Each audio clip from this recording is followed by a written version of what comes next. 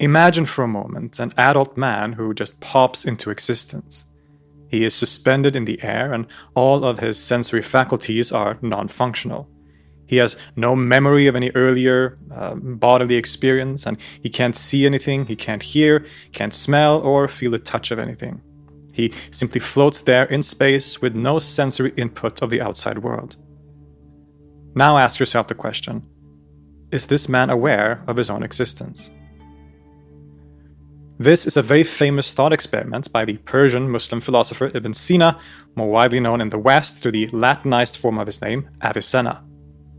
This example, often known as the floating man thought experiment, was meant to explore the existence and nature of the human soul, and we will return to that topic later on in the episode.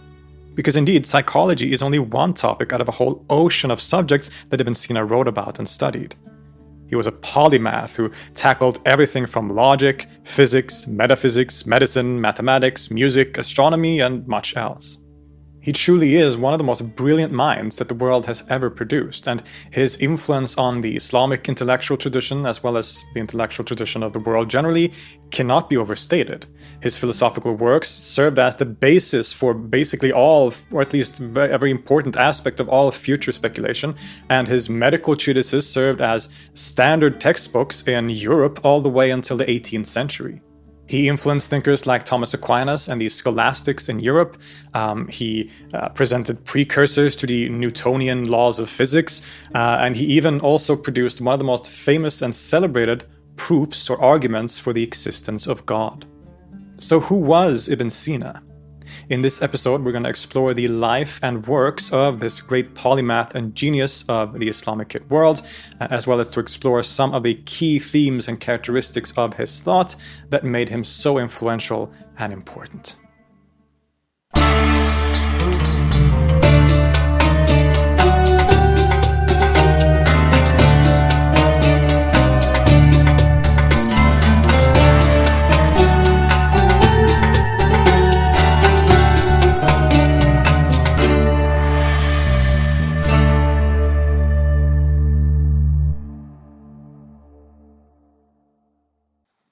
Ibn Sina's full name was Abu Ali al-Hussein ibn Sina.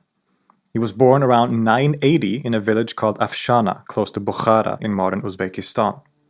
And he would remain mostly in this wider Persianate cultural world for most of his life, where he would conduct his philosophical activities and eventually become known by titles like Sheikh Ar-Rais, something like the leader of wise men.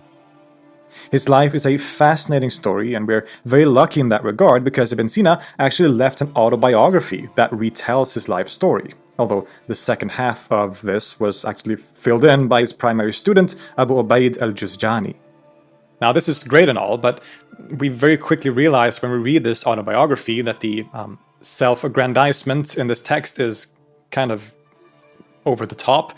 He always presents himself as a total genius, an unparalleled mind. He surpasses all his teachers even as a teenager, and he just describes himself as the most brilliant person who ever lived, basically. That's a bit of hyperbole, but that's kind of the impression that you get from this text. And so while we can use it, it's a very useful source for the biography of Ibn Sina's life, we should, because of these reasons, use it carefully and read it with that in mind, with a sort of critical mind, and realize that Ibn Sina, as well as the second half, which is written by his student Al-Juzjani, that they are presenting the great philosopher in the best of lights, and that maybe, we don't know, but probably does not carry over fully to how things actually happened in history.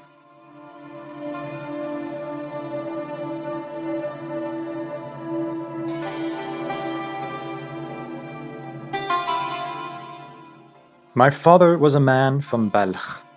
This is how Ibn Sina begins his autobiography. He talks about his father moving from Balkh to Bukhara and later to the village of Afshana where he was born. His father and later his brother were, or became, Ismailis, one of the major branches of Shi'i Islam that was always in deep conversation with Greek philosophical sources. He would have thus grown up in an intellectual environment in his home, and he tells us that he would listen to his father and his friends discuss matters of philosophy and other topics. But he's also pretty clear about the fact that he himself never accepted these Ismaili doctrines himself, instead kind of paving a path of his own. And this theme really comes to dominate his biography. Ibn Sina goes on to study with different teachers like Abu Abdullah al-Natili and Ismail the Ascetic, with whom he studied law, but he quickly realized that he was smarter and more gifted than both of these scholars, so he basically struck out on his own and would dedicate most of his life as a youth to reading, studying, and writing. He had memorized the entire Quran by the time he was 10 years old, and as we said, he studied the classical religious sciences like law and hadith. While there is some dispute over his adherence to one school of Islam over the other, the evidence seems clear, at least to me, that he must have adhered to some form of the Hanafi school of law, which we'll see examples of soon. But as we know, his interest extended way beyond the traditional religious sciences. Ibn Sina devoured works of philosophy, geometry, logic, medicine, astronomy, and basically anything that he could get his hands on. Works that he mentions by name that he studied in the early days include Porphyry's Isagoge, the Almagest, which is a work by Ptolemy, and the famous work by Euclid, the Elements. But this list, of course, includes much else too.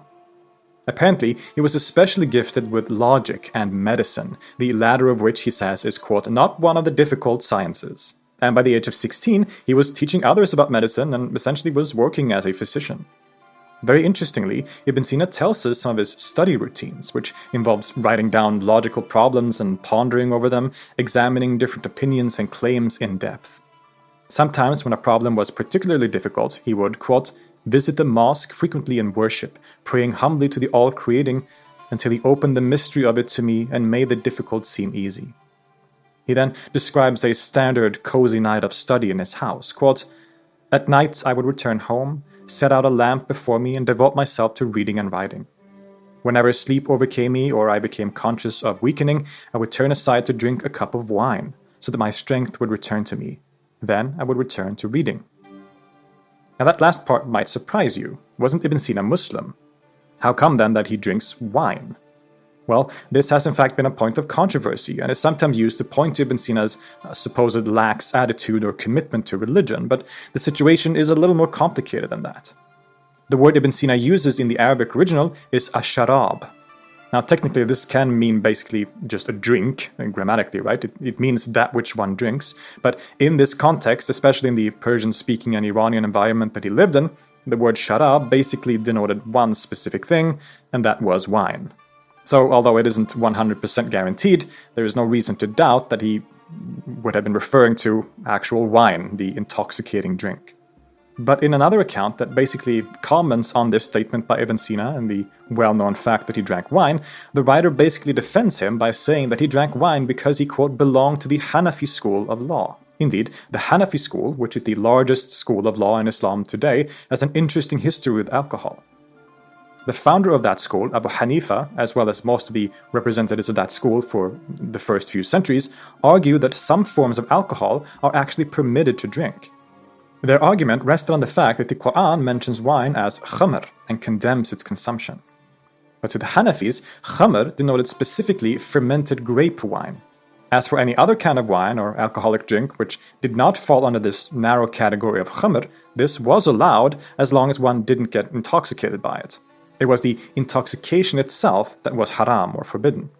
And the representatives of this school could differ on what counted as being intoxicated, some arguing that intoxication meant that you couldn't tell heaven from earth or man from woman, so basically you're completely pissed, in other words, while others argue that just slurred speech was enough to count as being intoxicated.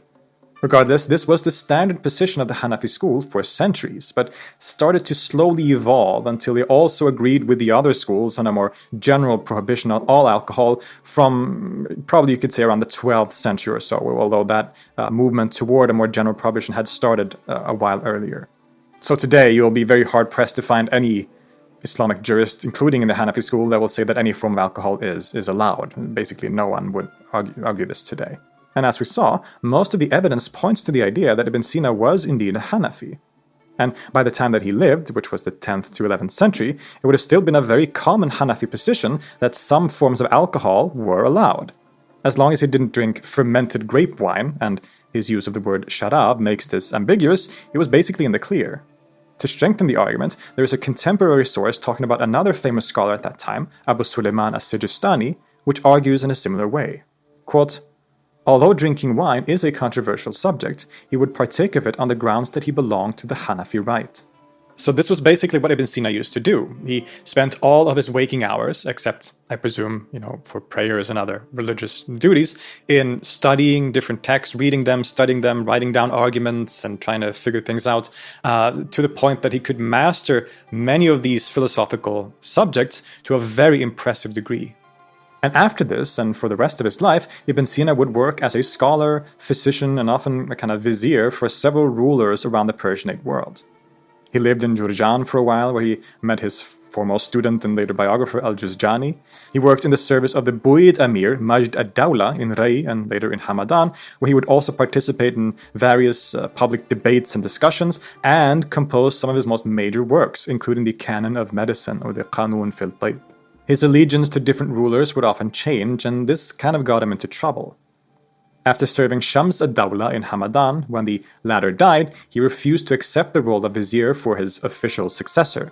Instead, he went into hiding for a while, but also secretly corresponded with another ruler in Isfahan, Ala ad-Dawla Muhammad. Significantly, it was during this time of hiding, when he didn't have access to any of his books, that he wrote the majority of what is arguably his philosophical magnum opus, the Kitab ash-Shifa, or Book of Healing, entirely from memory. This is just another example to showcase the incredible mind that this man had, and we'll return to this in other works soon. Eventually, Ibn Sina would come out of hiding and actually went to Isfahan to serve under Ala ad-Dawla, which would be his residence and job for the rest of his life. During this very eventful life, Ibn Sina was already recognized by his wider environment as a great genius and scholar, and he was to become one of the foremost representatives of the peripatetic or Aristotelian school of Islamic philosophy. Now, when we talk about philosophy in the Islamic world, the word used in Arabic is falsafa. This was a discipline that essentially developed during the height of the Abbasid Caliphate, where texts from around the world were translated into Arabic in the so-called Bayt al-Hikmah, or the House of Wisdom in Baghdad. Particularly treatises and books by the old Greek philosophers were highly valued and studied, and the earliest representatives of falsafa, such as al-Kindi and al-Farabi, took inspiration from these Greek sources and tried to harmonize them with the Quran and the Islamic religion. And in all of this, it was Aristotle who became seen as the highest authority, as the philosopher par excellence. Now, the falsafa tradition was seen as, in some ways, a peripatetic tradition, but things aren't that simple.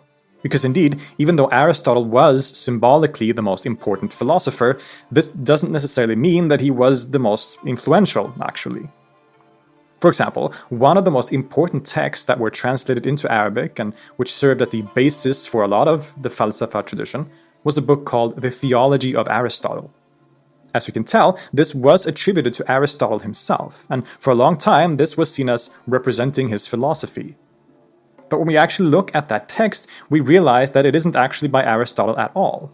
Instead, it's a paraphrasing translation of the Enneads by the 3rd century philosopher Plotinus, often seen as the founder of the school of Neoplatonism. And many other texts that were important at this time turns out, in fact, to be Neoplatonic texts, often misattributed to Aristotle. Proclus's Elements of Theology had a similar story, for example. And to the falsafa scholars, then, there wasn't really any discrepancy between Plato and Aristotle, an opinion that they also basically shared, indeed, with the Neoplatonists. But the point here is, even though Aristotle was seen as the philosopher, and we often refer to people like Al-Farabi and Ibn Sina himself as peripatetic philosophers, this was a peripateticism that was heavily infused with Neoplatonic ideas and concepts, which also becomes very clear in the writings of Ibn Sina. He was, of course, indebted to these earlier representatives of Islamic philosophy, and he indeed tells us that he had himself unsuccessfully tried to read and understand Aristotle's metaphysics 40 times to no avail. But then, by a chance encounter, he gets his hands on Al-Farabi's commentary on that work, which allows him to immediately be able to understand it. So even though Ibn Sina is sometimes critical of the Baghdad school of philosophy, he did have a lot of respect for Al-Farabi in particular. Whatever the case, Ibn Sina wrote a lot of stuff, and his genius and brilliance really shines through in these many texts. He wrote commentaries on the work of Aristotle, he wrote epistles and poetic works, and also very significantly, he wrote several summarizing works of philosophy. So these large works of philosophy that summarized different subjects in a sort of comprehensive way that became very famous and very influential. The book that's often considered his magnum opus, or the most major work of philosophy, is the Kitab ash-Shifa, or the Book of Healing, sometimes the Book of the Cure, probably published in the year 1027. This is a massive summarizing work that, in a modern edition, comes out at around 22 volumes. The title, The Healing or The Cure, is an allusion to the aim of philosophy, to heal the ignorance of the soul. The work is most broadly divided into 4 major parts: logic, natural science or physics, mathematics, and metaphysics. But within these wider categories, he tackles everything from God, the soul, epistemology, motion, music, and much else. A second very significant work is his Al-Qanun fil Tibb, the Canon of Medicine. Unlike The Healing, which does not deal with medicine, as the titles seem to kind of suggest, the Canon of Medicine is a massive compendium of the medical sciences as they were known in the Islamic world during Ibn Sina's life. As we know, Ibn Sina was seen as one of the foremost physicians and authorities on medicine in his time, and in this work he really gathers everything in one place. Much of this is based on Galenic medicine and the 4 humors, which we know today to not be true, of course, but he also lists many herbs and substances that can be used to heal certain illnesses and problems, how to diagnose and treat different ailments and sicknesses, and much more. This work was incredibly influential, and after being translated into Latin, it would remain one of the most authoritative and influential medical treatises in Europe all the way until the early modern age, so around the 18th century. He also wrote a work called An-Najat, the Salvation, as a shorter summary of works like the Shifa, and similar works, but in Persian rather than Arabic, such as the famous Danish Namai Alai, a philosophy for Allah, which was dedicated to his patron Ala ad-Dawla. At the end of his life, he also wrote another similar, albeit slightly shorter work that has nonetheless become one of his most popular, called Al-Isharat wal-Tanbihat, pointers and reminders, or sometimes remarks and admonitions. This is also a kind of summarizing work, but is written in a much more elusive way and can be very difficult to grasp. He tackles all kinds of topics, but covers each topic relatively shortly and elusively, seemingly pointing the reader to do much of the work themselves by probably, for example, consulting his more elaborate works such as the Shifa. But it would be a mistake to see this as simply a work of references to things he had already covered in earlier texts, because the Isharat also contains unique things that are only covered here, and many consider this to be Ibn Sina's most mature philosophical work. It is also divided into 4 categories: logic, physics, metaphysics, and Sufism. And that last part might catch your attention, and we will return to that topic later. But needless to say, the Isharat, despite its difficulty, and indeed perhaps because of it, is one of the most celebrated and popular of his works, and is the work that has been commented on the most by later scholars, both critical and supportive. For example, there are 2 very famous commentaries on this work, one by Nasiruddin at-Tusi, which is more supportive, and one by Fakhruddin ar-Razi, which is more critical. And the Isharat has rarely been read historically without, at the same time, consulting one of these many commentaries.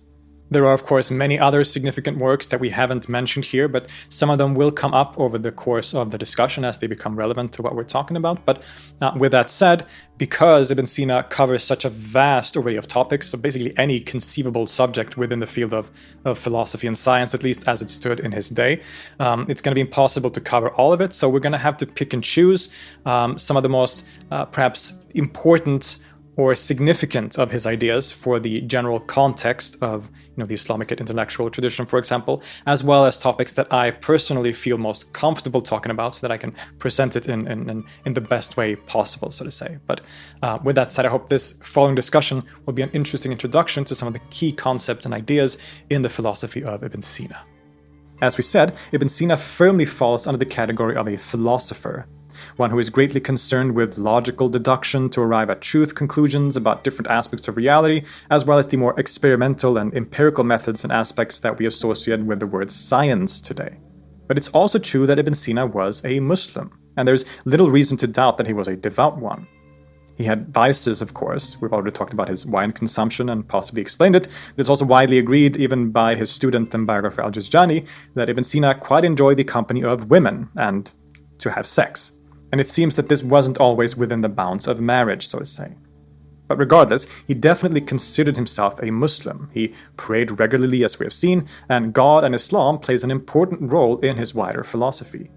Indeed, while he did see a difference between philosophy and the domain of quote-unquote religion, at least on the surface, he also has some really interesting insights into the relationship and the difference between these two aspects. It's clear that he considered Islam to be the true religion to be followed in society, and that its law was essential for social order. Just like many of his other fellow philosophers, he saw philosophy as the search for truth that was reserved only for the few who had the capacity to study it, but that those truths didn't contradict the truths expressed in religion. The Quran is the word of God, and philosophy helps us actually come to know the realities and concepts that the Quran talks about as they truly are, rather than as they are described. Things like the nature of God and oneness, heaven and hell, the resurrection of the dead, etc. As a philosopher, Ibn Sina was concerned with rational proofs and logical interpretations. And this means that while he recognized that the Quran was the sacred word of God, certain things that it says runs counter to reason if it is interpreted literally. In other words, while the truths of philosophy and religion are the same truth, philosophers have access to truth in a pure or true form, whereas revelation expresses that truth in a way that speaks to the general masses in a way that they can understand. To him, religion was primarily practical and a way of social order. And he expresses this rather clearly in the Kitab al-Shifa, or the Book of Healing. Society needs to be ordered, and for that it requires laws. Those laws need to be brought by a messenger who reminds the people of the divine. The rituals and prayers of the religion and law is a way for people to constantly remind themselves of the reality of the divine, thus grounding them and their behavior metaphysically in following the law and beliefs laid down in Revelation. For example, the remembrance of the threat and promise of hell and paradise keeps people from behaving in evil ways. This idea about the function of religion and its relationship to philosophy is pretty radically or clearly expressed in a shorter work where he says, quote, "Concerning the law, one ought to know one single rule, that is, that what is wanted by the law and religion that have come to us through the tongue of any of the prophets is to address all the crowd, to address the crowd about things that they understand, bringing things that they do not understand closer to the imaginations by striking likenesses and similitudes. If matters were otherwise, the law would be of no use at all." Revelation, the Quran, speaks to the masses about things that they can't really understand, so it resorts to likenesses, metaphors, and similes to make it easier for people. The philosophers, on the other hand, are the people who can, through their rational methods, actually reach and grasp the truth as it is. A truth that, if expressed directly, would only confuse the non-philosopher. Nonetheless, as we have seen, the two truths are really one and the same truth, but expressed in different ways. The job of the philosopher in dealing with revelation is to see the actual truth behind the metaphors. In other words, Ibn Sina reads the Quran in very allegorical and metaphorical ways, which leads him to some really interesting conclusions. Indeed, in terms of theology and eschatology, quote, "The outer meaning of the laws cannot be used as an argument. They must be interpreted metaphorically." This is maybe obvious and not that shocking when interpreting anthropomorphic statements about God metaphorically, but this metaphorical reading also extends to things like eschatology. For example, the idea of the resurrection of the dead on Judgment Day goes against reason to Ibn Sina.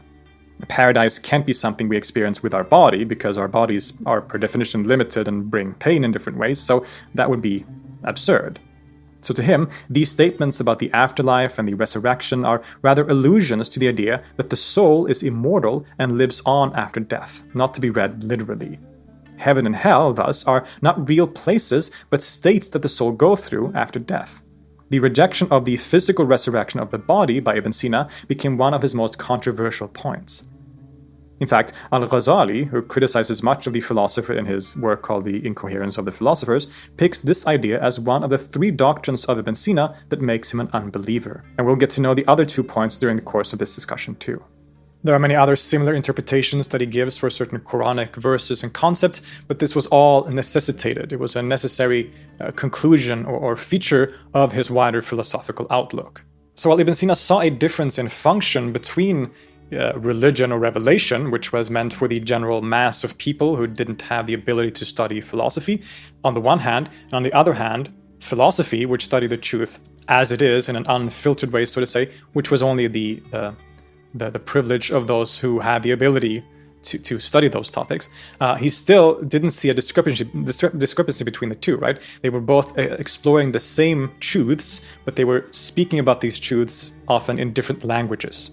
Indeed, the truths reached through philosophy can help the individual worshipper understand and deepen his faith in the religion, and thereby strengthen his religious devotion. So they were not in opposition to each other, rather, quite the opposite. Ibn Sina thought that philosophy complemented religion in a very profound way.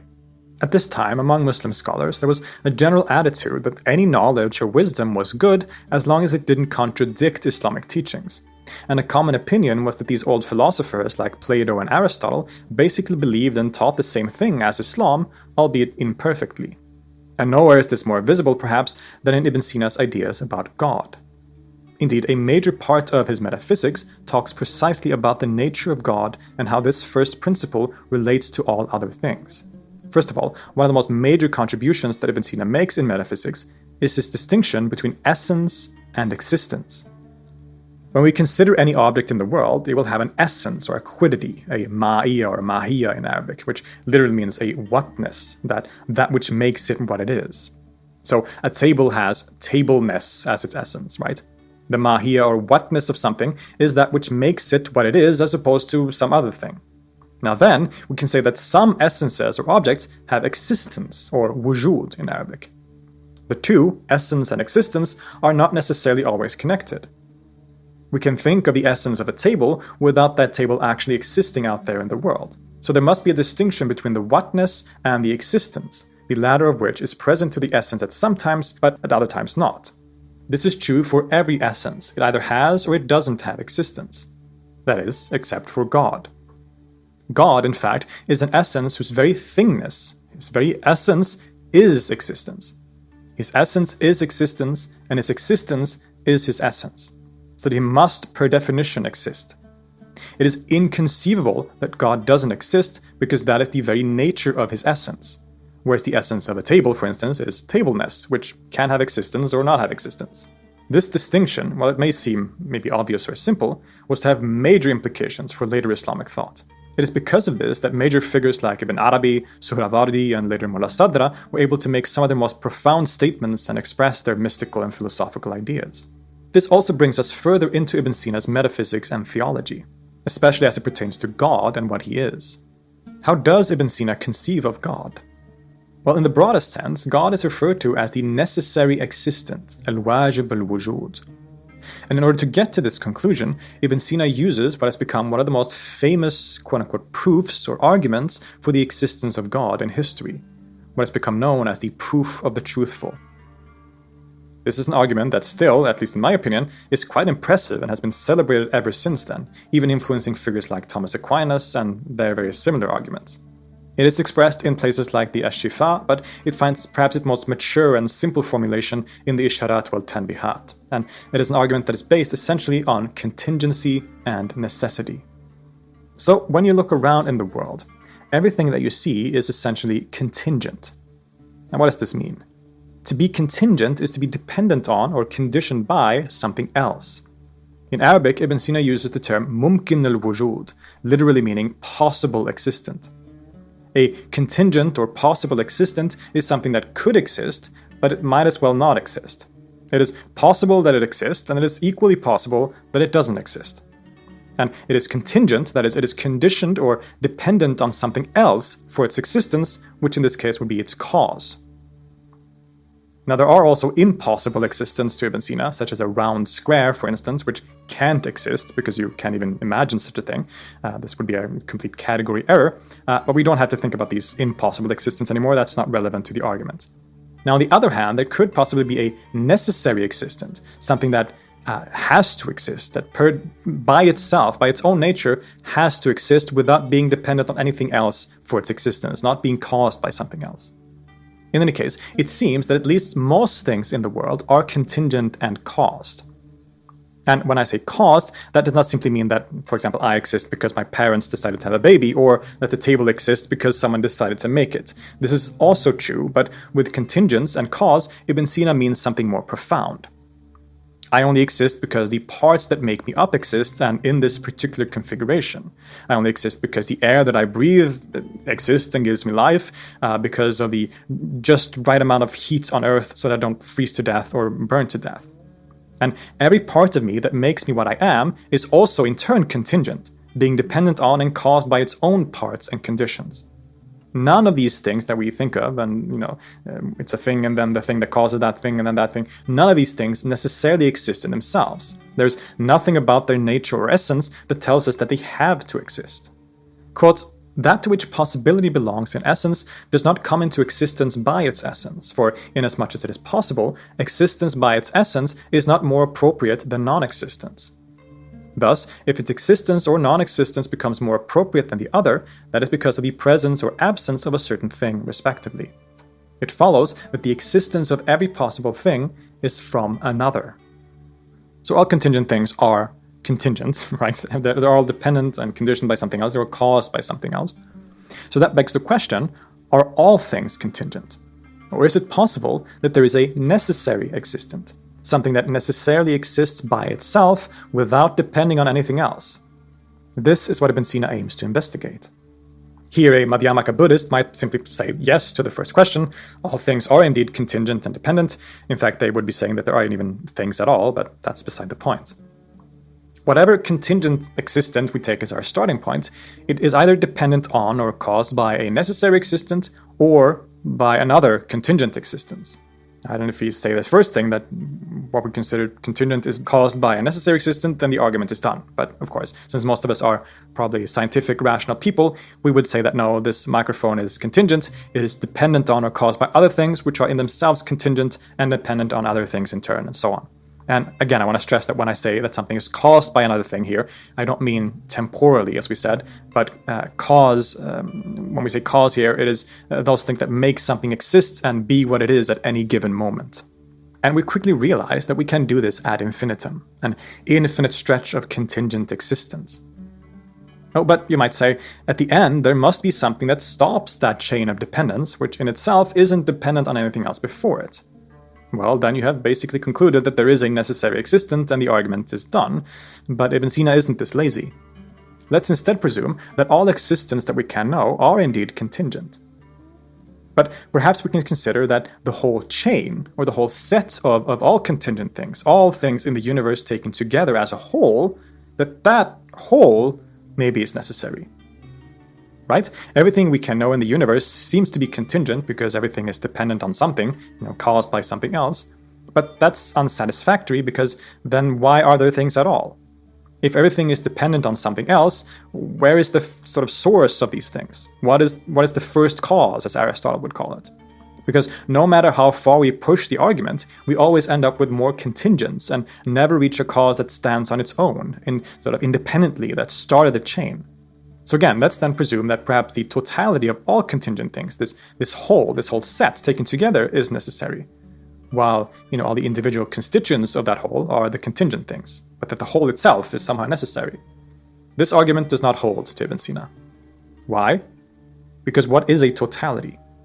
It is a collection or amalgamation of parts. But if that whole is dependent on parts to make it what it is, it's no longer necessary. It too is contingent because it is dependent on its contingent parts and has been caused by them. Quote, if that other, so one of the existence in this chain of contingent existence, goes on to infinity, every one of the units of the chain will be possible in essence. But the whole chain depends on these units. Thus the chain too will not be necessary and becomes necessary through another. He further explicates on this point in the Isharat, quote, every totality having every one of its units as caused requires a cause external to its units. This is because either 1. It does not require a cause at all, hence it is necessary and not possible, but how could this be so when it is only necessitated by its units? 2. It requires a cause that is all its units, hence it is caused by itself. That totality and all its units are one thing. Further, kull in the sense of every one is not something through which the totality is necessitated. 3. It requires a cause that is some of its units. But if every one of its units is caused, then some of its units are not more deserving of being the cause than some others. The reason is that the cause of the caused is more deserving of being the cause. Or, number 4, It requires a cause external to all units. That is the remaining truth. He's giving us 4 options here. The first we've already covered to some degree. Maybe the whole set or chain taken as a whole doesn't need a cause. Well, we've already shown that it is caused because it is dependent on its constituent parts. As Ibn Sina said, it is, quote, necessitated by its units. The second option is that perhaps all of the individual units are the cause of the whole set. But this obviously doesn't make sense because all the units are contingent, so they can't cause themselves and therefore not the whole either. Thirdly, maybe one unit in the chain is the cause. But this is clearly not the case either because, again, each unit is contingent. Even if you would say that one of the units isn't contingent but necessary, well, then that unit wouldn't be part of the set anymore because the set was a set of contingent things. So it would be outside the set and again our problems would be solved. So this doesn't really solve the issue either. We're only left with the 4 option then to Ibn Sina. That is, that the whole set of contingent things, the whole universe with all its existence, must require a cause that is external to all its units. Quote, every totality organized of causes and effects consecutively, including a non-caused cause, has this uncaused cause as an extremity, for if the cause were an intermediate, it would be caused. So we have reached a kind of inevitable conclusion based on the logical experiment that Ibn Sina is taking us on. There must be a necessary existence that is external to the set of all contingent or possible existence. Something that, per definition, has to exist and couldn't possibly not exist. It is the uncaused cause of all things beyond time and space. And this necessary existent, the al-wajib al-wujud, is God. Quote, it has become clear that every chain organized of causes and effects, be it finite or infinite, is in need of a cause external to it if it does not include anything save effects.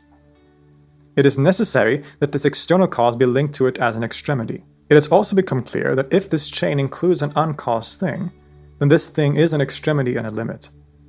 Therefore, every chain terminates in that whose existence is necessary in itself. But this also makes certain things to be required for this necessary existent. It has to be beyond time and space, as we said, otherwise it would be bound by those things and thus contingent.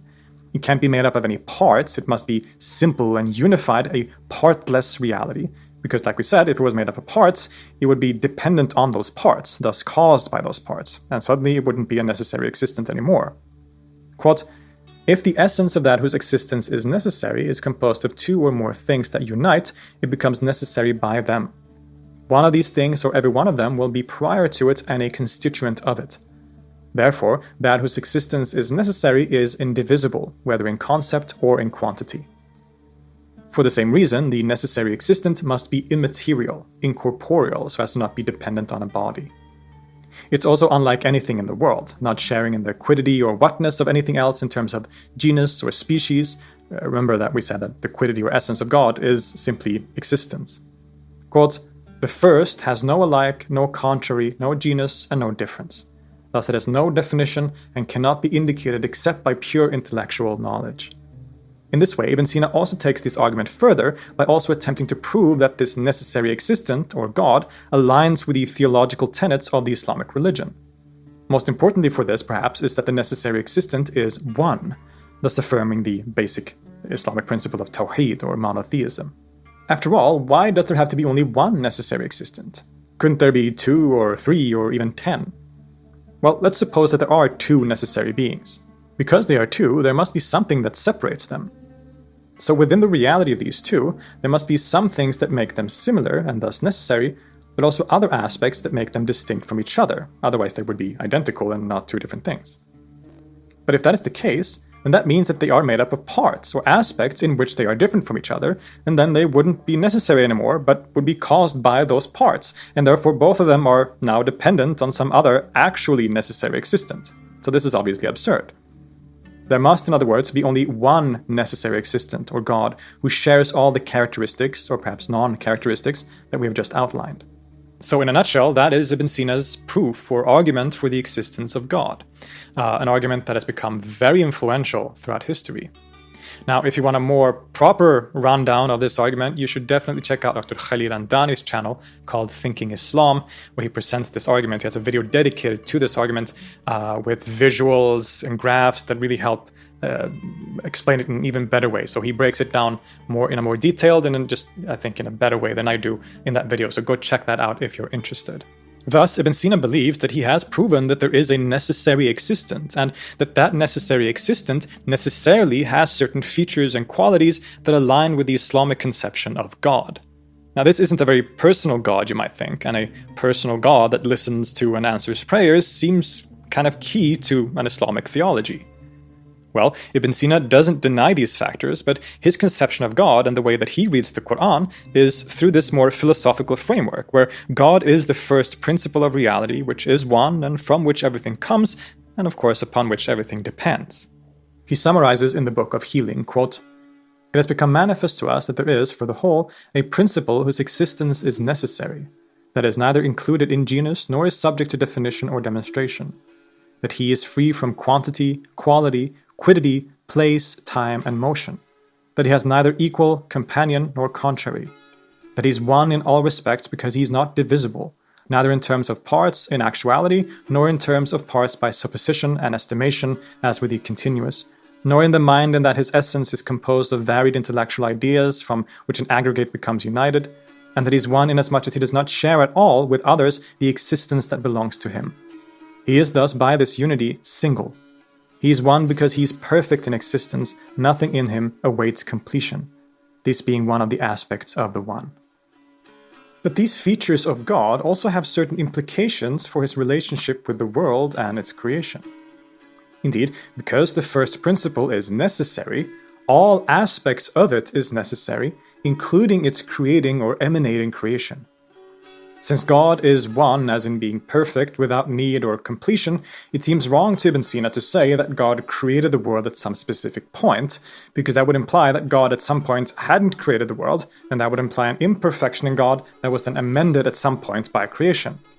If God didn't create and then later created, it means that there was a change in God, which is absurd with all of these previous definitions in mind. God is beyond time and space and remains complete and perfect always. So in other words, Ibn Sina argues that the creation of the cosmos is a necessary feature of God. God has to create, not because he's forced to, but because it is simply part of the nature of the necessary existent to create. That is what it does. And this also means that the universe is eternal. It has always existed rather than being created ex nihilo from nothing at some point.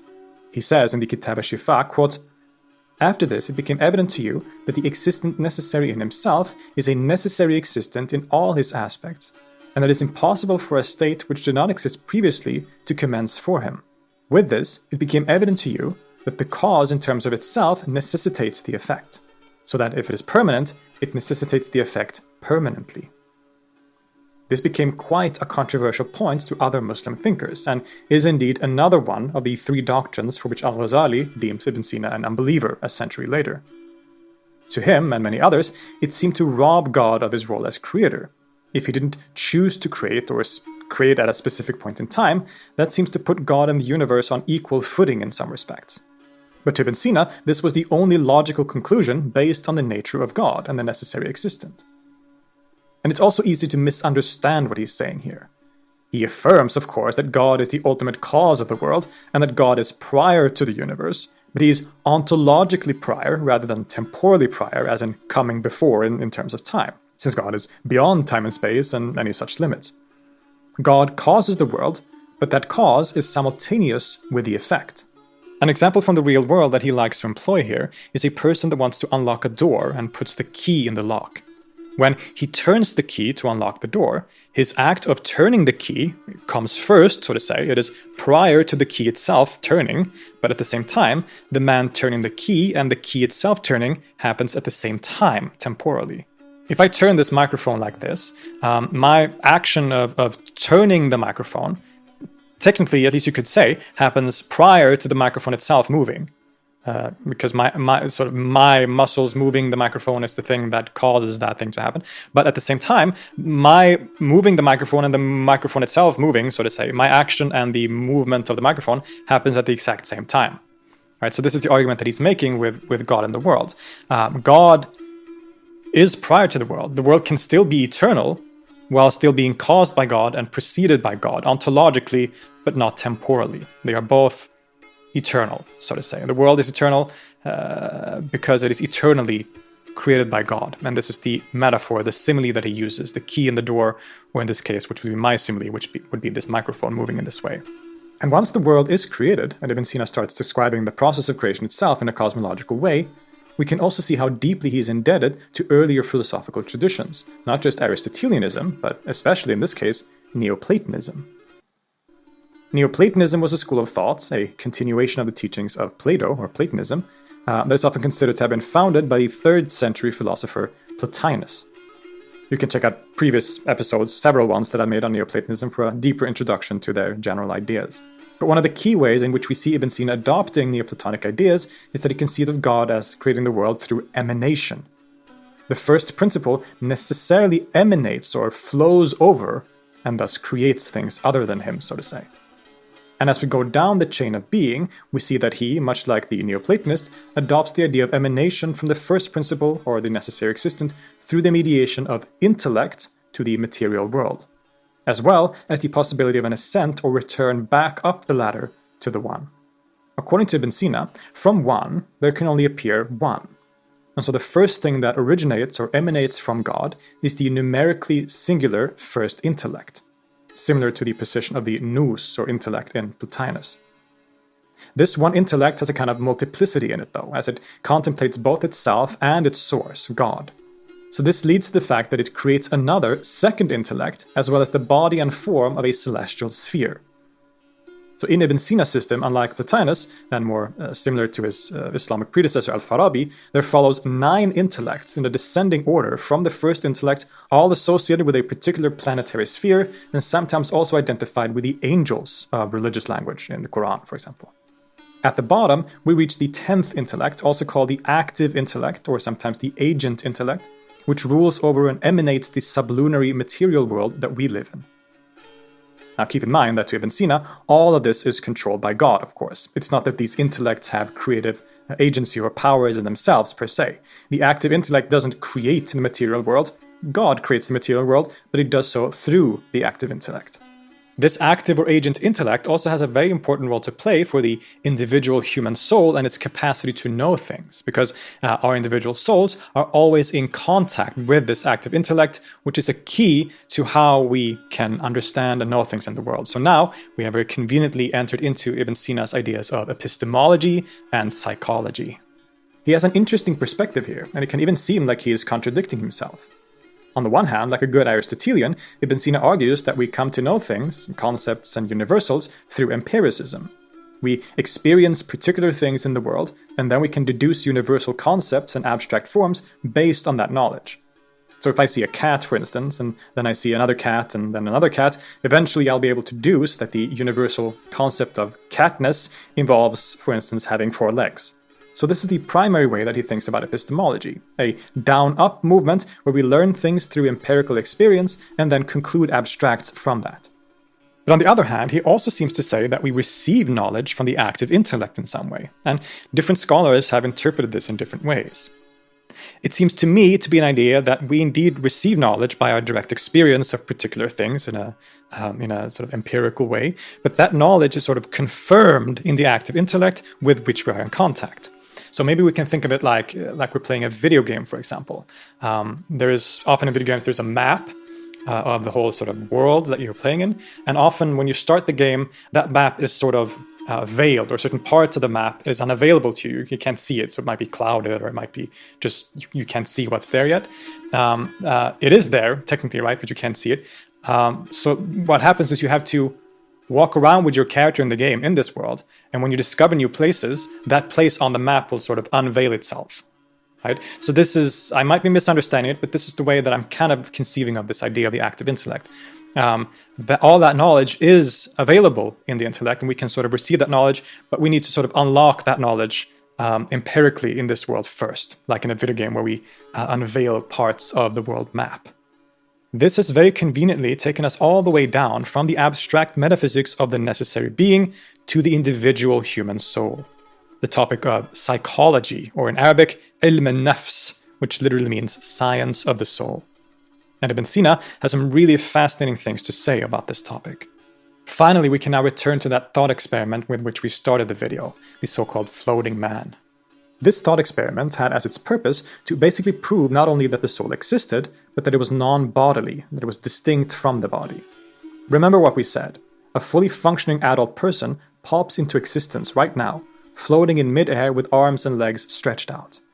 He has no memory of previous experience, he can't see, he can't hear, smell, taste, or feel anything, not even his own body, since his limbs are stretched out so that no part touches the other. So the question then goes, is he aware of his own existence? To Ibn Sina, the answer is clear. While he is not aware of any body or sense, the man is still aware of his own self. Self-awareness is fundamental, in other words, and precedes all other sensory or bodily experiences. Thus, there is a self or soul that is distinct from the body. Now, you may or may not accept this argument. Many have had counter-arguments against it, but the point to take from it is that Ibn Sina believed that there was such a soul and that it had this particular nature. To Ibn Sina, the soul is born when the body is born, but it survives after the body's demise. And although the two are clearly distinct in one sense, they also complement each other. The body is responsible for taking in information through the five senses, but the soul takes that information and abstracts knowledge using what Ibn Sina refers to as the five internal senses, which are common sense, the representational power, al-musawwira, and the imaginative or sensible memory, which is known as al-khayal. Then there is wahm, or estimation, can also be translated as instinct, and many other words. It's a difficult word in Arabic. Then there's cognition, and memory, al-dhakira. All of these are employed in different ways to reach knowledge of abstracts and universals. Indeed, to Ibn Sina, an immaterial intellect can only know universals, not particulars. Since particular things, such as a specific cat in the world rather than the concept of a cat, exists in the outside world of senses. So again, the body takes these sensible particulars, gives that information to the intellect, which derives universal knowledge from it. And this is a significant point, because this is also what leads Ibn Sina to another one of his most controversial points, and another one of those three that Al-Ghazali deemed equivalent to unbelief. Namely, that God only has knowledge of universals and not particulars. This follows pretty neatly from what we've just discussed. God is not a physical thing or a body with senses that is dependent on time and space. He is, if anything, an immaterial intellect that knows things through that intellect. But because immaterial intellects can never know particulars, this follows that God can only know universals. Or rather, he knows particulars, but in a universal way. I'm really not doing justice to his argument here, but essentially what he's saying here is that an intellect that knows the principle of all things, knows all things, including particulars, but he knows them in a universal and unified way. In the Shifa, he uses the example of eclipses. One can know all the movements of the celestial spheres in principle, and as such you would know all eclipses and what they are. But if that perfect intellect was to know particular eclipses that take place at a specific time, that would introduce difference in the divine intellect, which would be absurd. He says, quote, "If, however, you introduce time into this, whereby at a given time you know that that eclipse does not exist, and then at another time that it exists, then your former knowledge ceases when the eclipse exists, but a new knowledge comes to be. There will then be in you the change to which we have referred. And it would not be true that you are in the same state at the time of the clearing of the eclipse as you were before its clearing. This applies to you who are temporal and exist in moments of time. But the first, who does not enter time and its governance, is remote from making a judgment in terms of this time and that time by way of his being in it, and by way of this involving a new judgment on his part and a new knowledge. God, who is beyond time and space, doesn't experience particulars because that would entail that he knows things at one moment, but not the next moment when that thing isn't there anymore. And this would be absurd for God. In other words, God knows particulars only in a universal way. We've already gone on quite the journey here, from the metaphysics of the first principle of God to the individual soul in the world. And when a person has this knowledge of the world as it truly is, they can live up to their full potential. To live a philosophical life and seek truth and God means to turn away from our bodies and its many wants and needs, to focus our attention on the intellect and through that reach higher on our quest for illumination. Indeed, just like the Neoplatonists generally, Ibn Sina seems to include in his system an idea not just of the emanation of God downwards, but also the return back up the ladder of intellects and realities. In other words, there are certain aspects of Ibn Sina's thought that are quite mystical in nature. So the question then becomes, was Ibn Sina a mystic underneath all of the philosophical and logical rigor that he presents on the surface? Scholars greatly disagree on this topic. Many, like Peter Adamson, see this as a mistaken view of Ibn Sina, whereas others like Sayyid Hussein Nasr or the translator Shams Inati have argued more in the opposite direction. So let's explore this topic for a few minutes. It is no doubt that when we read the works of Ibn Sina, we are primarily met with a deeply philosophical mind, one that is concerned with logical deduction, syllogisms, and rigorous rational argument. This is the main thing that characterizes his output. But there are hints at something else, something that goes beyond the limits of the rational mind, or at least its expression in human language. Especially in his later writings, we see expressions and descriptions of a much more mystical character, even particularly that of Sufism. Indeed, it is said that Ibn Sina was in contact with the famous Persian Sufi Abu Sayyid Abul Khair, but was he a mystic himself? As we saw in that last and perhaps most mature of his works, the Isharat wal Tanbihat, the last section is often called under the title Sufism. And indeed, the 9th class deals particularly with the, quote, station of the knowers. He never uses the word Sufism or Sufis himself, but when we read this section, it becomes clear that he's describing the mystical path of the knower, the word in Arabic here is arif, on the quest to conjunction and union with the truth. He begins by talking about the differences between knowers and non-knowers. Non-knowers perform acts of worship and sometimes even asceticism for transactionary reasons, in other words, to get rewards in the next life. But the knowers do these things for the sake of the truth itself. Quote, "The name knower is reserved for one who disposes one's thought toward the sanctity of the divine power, seeking the perpetual illumination of the light of the truth into one's innermost thought." He then basically describes a mystical journey through 9 different steps, from occasional moments of insight, awqat, to finally reaching the utmost heights of rapture and union with the truth. Quote, "The 8th step, if he crosses from spiritual exercise to attainment of the truth, his innermost thought will become a polished mirror with which he faces the side of the truth. The lofty pleasures are then poured on him, and he is pleased with himself due to the traces of the truth that these pleasures involve. To him belongs a glance at the truth and a glance at himself, for he is still reluctant. And then the 9th step, following this, he abandons himself. Thus he notices the side of sanctity only. If he notices his self, he does so inasmuch as it notices the truth, and not inasmuch as it is ornamented with the pleasures of having the truth. At this point, the arrival is real. One has reached the ultimate truth, a truth which becomes all-encompassing and in which all things share. To know this ultimate truth is to know all things, because all things take part in this one truth. This is a kind of unio mystica, a mystical union in other words, and the ultimate step on the path. It is the end of all knowledge and its confirmation. Shams Inati describes it thus, quote, "Salvation consists not of attaining knowledge of the truth, but of attaining the truth itself, the object of such knowledge. Or, truth captures all there is to know. This is to say that it captures all that exists as well. The truth and the one, or being, are the same." This perhaps isn't that surprising. Many philosophers, including Plato, Plotinus, and others, conceive of a kind of mystical ascent to the source of truth or to the one. And Ibn Sina does have a slightly different language to talk about this than does many of the Sufis. Ibn Sina is very philosophical in his expressions, as you've probably noticed. The ascent is an ascent of the rational soul to the theoretical intellect, which can receive illumination from God. But the basic idea seems to be the same, and he thus shares in the Neoplatonic concept not only of procession out of the one, but the ability of the individual to return back to the one, to achieve union with the truth itself. But the question still remains, was Ibn Sina himself a mystic or a Sufi? These are clearly descriptions of a mystical journey to some kind of union, but that doesn't necessarily mean that he had these experiences himself. At the very least, we can say that he acknowledged the reality of the mystics and their experiences, and he described those experiences here. But what of his own personal involvement? I do think there are some clues to this in the text of the Isharat itself. Indeed, when he talks about the state of union, he states that there are steps and journeys even after this point of union, but then, very importantly, he says, quote, "We have preferred brevity concerning them, for conversation does not capture them. A phrase does not explicate them, and discourse does not reveal anything about them. No power responsive to language other than the imagination receives even a semblance of them. He who desires to know these steps must move gradually until he becomes one of the people of witnessing and not of speaking, one of those who arrive at truth itself and not those who hear the trace."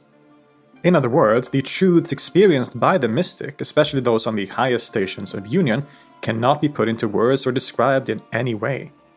Instead, they can only be known by the person who experiences them firsthand. This seems to indicate that Ibn Sina had such experiences himself, but which he cannot express verbally in the text. And we can see further such indications in some of his lesser known and shorter works, such as the Risalat al-Tayr, or the Epistle of the Bird, which is a kind of mystical allegory about a bird captured by a snare that is able to escape this prison with the help of noble companions, and then they all go on a journey across 9 mountains, or 8 mountains, depending on how you count, and eventually meet the great and beautiful king. This allegory is most likely a poetic retelling of that same kind of mystical path that he describes in the Isharat. The snare being the world and the body, and the journey representing the path to union itself, along with companions that are needed on this path. I think it's also interesting that this story is very similar and reminiscent of the later, even more famous Conference of the Birds by Fariduddin Attar, although I haven't seen many people talk about the possible connections between these two stories. There is also the famous short story Hayy ibn Yaqzan, which also has a quite mystical character, and whose title, you probably heard this title, right, because it would inspire another even more famous work by the philosopher Ibn Tufayl, who wrote a very famous novel also called Hayy ibn Yaqzan, that was inspired by this original work by Ibn Sina, that has definitely a kind of mystical character to it. So based on this evidence, it seems to many that Ibn Sina had a mystical side to him, at least later in his life, but that he often hides this underneath symbolic language, such as in the Epistle of the Bird, for instance, or through more difficult, obscure writings like in the Isharat.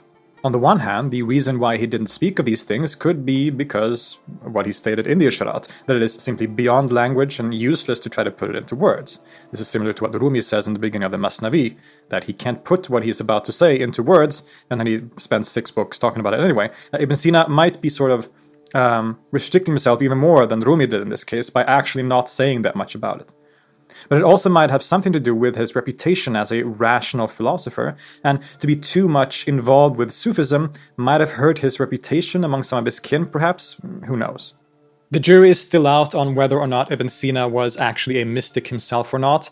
For my part, I certainly lean toward the idea that he seems to have had an interest in mysticism. He seems familiar with the concepts of mysticism, and even more so, I think I lean toward the idea that he might have had at least some kind of mystical experiences himself.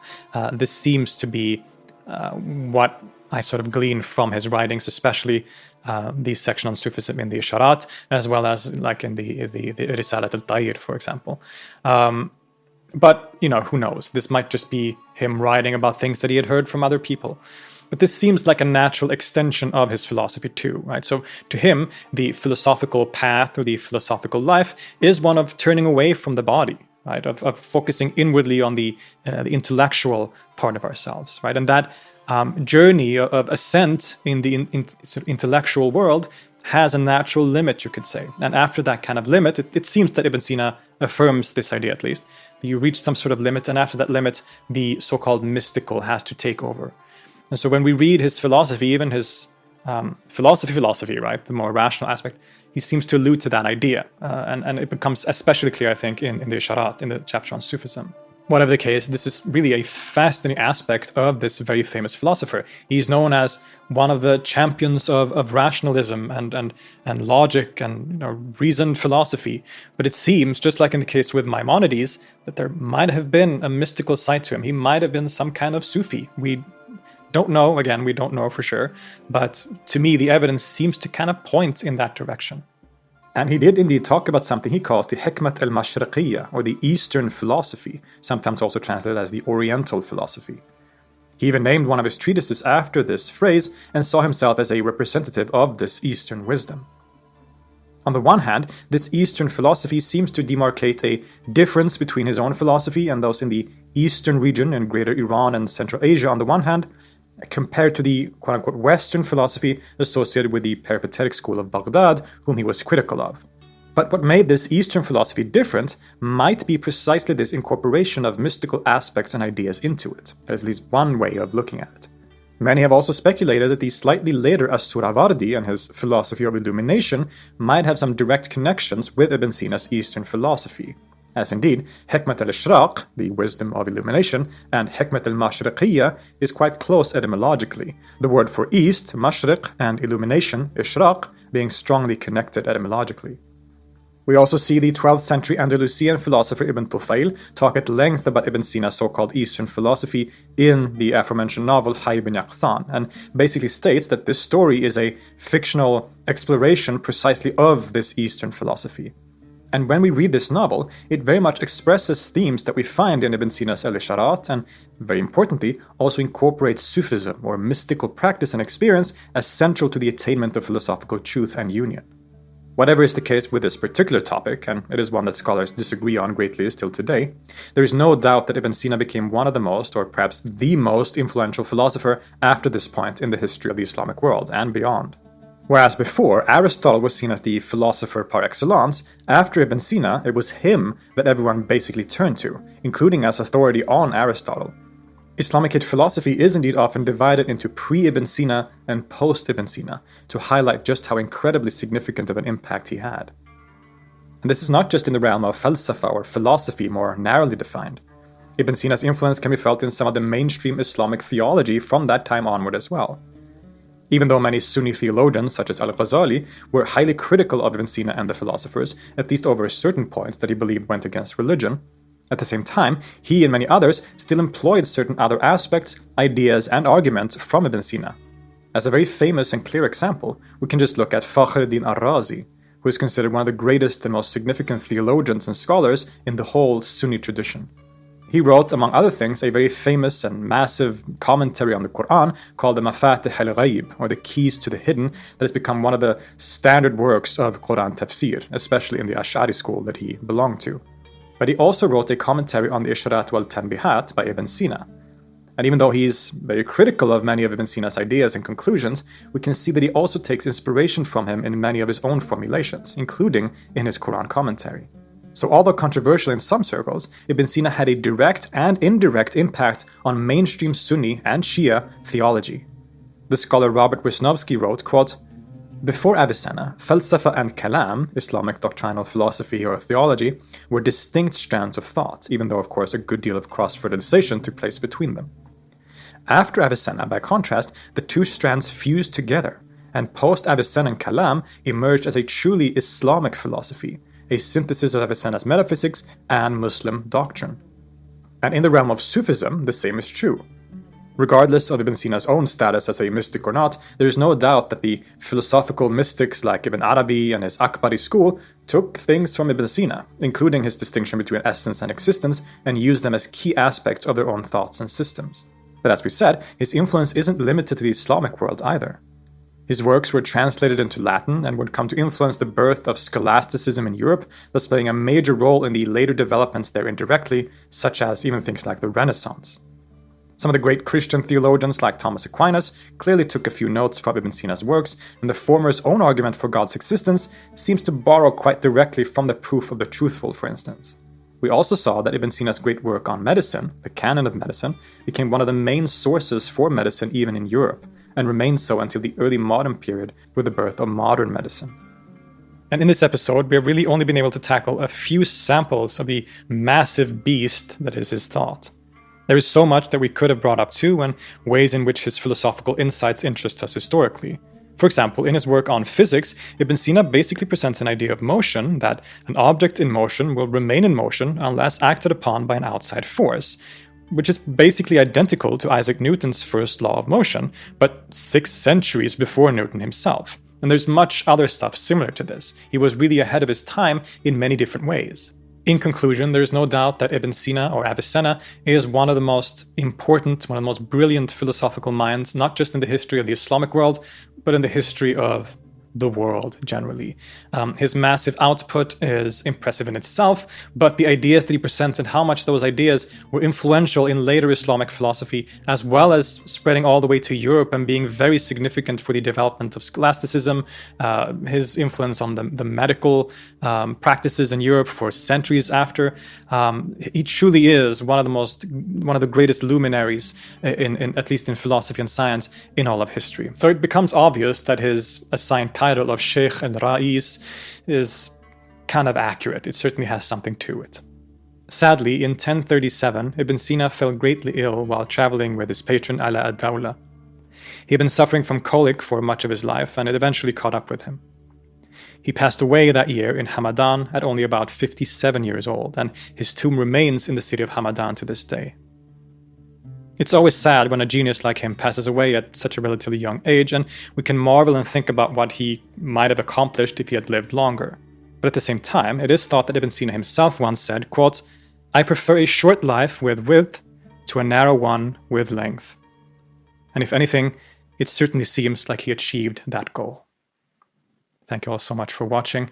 I want to thank my patrons for supporting this channel and for keeping all of this running monetarily. None of this would be possible without you, so I always want to make sure that I thank you properly at the end of each video. Thank you so much. I really can't thank you enough.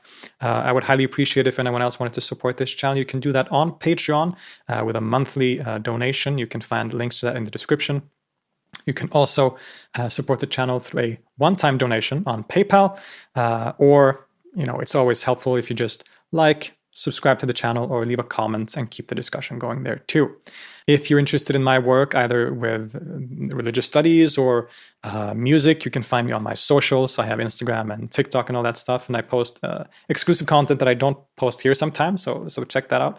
I also have another channel that is specifically dedicated to my music and music content similar to what I do here. It's called Philip Holm. You can find it also in, I'll link all this stuff in the description, probably in my link tree. So follow that link and find all of that stuff there. Thank you again so much for watching. I hope this video has inspired you in some way. I think given the topic, it's strange if it wouldn't inspire you, because Ibn Sina is such a fascinating and important figure in history.